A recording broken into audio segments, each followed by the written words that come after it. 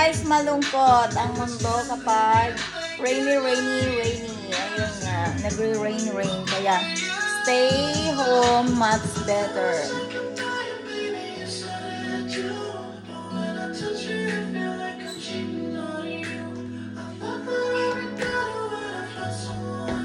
Na-miss nyo ba ako? Hindi ako nag-download ng how many days kasi nga I know naman in myself that I have a biggest problems in life. Kaya yun nga guys, kailangan kong manahimik at magmukmok.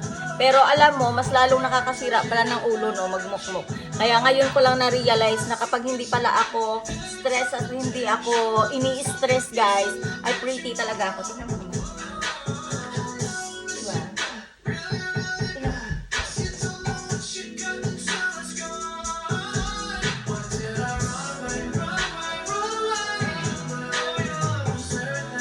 O, diba? Tingnan niyo naman tong beauty na to. Diba? Magpapastress. Diyos ko, hindi ako pinanganak ng nanay kong stress. Kaya, kung uuwi ako sa Pilipinas, ay hindi ako stress. At umalis ako sa Pilipinas ng walang stress ang aking buhay. Kaya, ako'y healthy nung dumating sa Denmark. Kaya, ako, uuwing buang.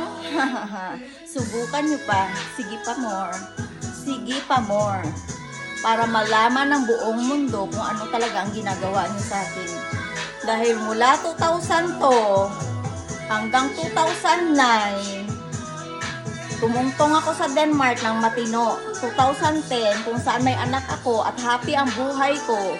Dahil mayroon akong bagong little angel na inspirasyon sa buhay para magsikap at para i-continue ang buhay na masaya.